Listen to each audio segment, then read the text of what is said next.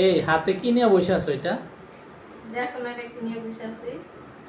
ছেলে দেখো, আমার ছেলে পুডিং অনেক পছন্দ করে জানো না। এখন তো টাকা নাই, এই জন্য কি করবো, এই যে রান্না করার জন্য ডিম আনলাম না, হ্যাঁ 5টা আনছো না, 4টা রান্না করছি। আর ভাবলাম যে একটা ডিম দিয়া আর ওই যে 10 টাকা দামের দুধের প্যাকেট আছে না, এগুলা 2টা এনে দিলাম, এই ছেলের পুডিং বানাই দিলাম। তো পুডিংটা বানাই দিয়ে দেখো আমার বোনের গ্লাসটা আমি জ্বালিলাম, এটা ফাইটা গেছে গা। আমার তো না, অবশ্য আমার তো ঘরে কাচের কিছু নাই, তো ওটা ছিল মোবাইলে দেখছি এভাবে বানায় যে একটা ডিম দিয়া তো বানায় দিই, বুঝছো। আমি তো গ্লাসটা ভেঙে ফেললাম, দুঃখজনক আমার বোনের গ্লাসটা।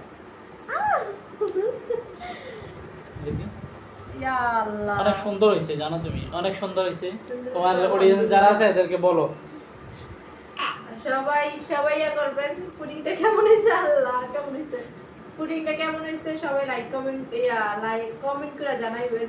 দেখেন কথা বলতে পারতেছি না। আর আমাদের পেজটা ফলো করবেন ভাইয়া, আমাদের পেজটা ফলো করবেন সবাই প্লিজ। আচ্ছা, কে কে এইভাবে পুডিং বানায় বাচ্চাদেরকে খাওয়াইছেন কমেন্ট করে জানাইবেন। আমার অনেক ভালো লাগতেছে পুডিংটা দেখা, সবাই একটু জানাবেন। আর সবাই একটু লাইক কমেন্ট করবেন, ভালো থাকবেন, আমাদেরকে ফলো করবেন প্লিজ সবাই। ফলো করবেন। এটা তো বলি সবসময়, সবাই একটু দয়া করে ফলো করে দিবেন, একটু পাশে থাকবেন ভালোবাসা দিয়া। আল্লাহ হাফেজ।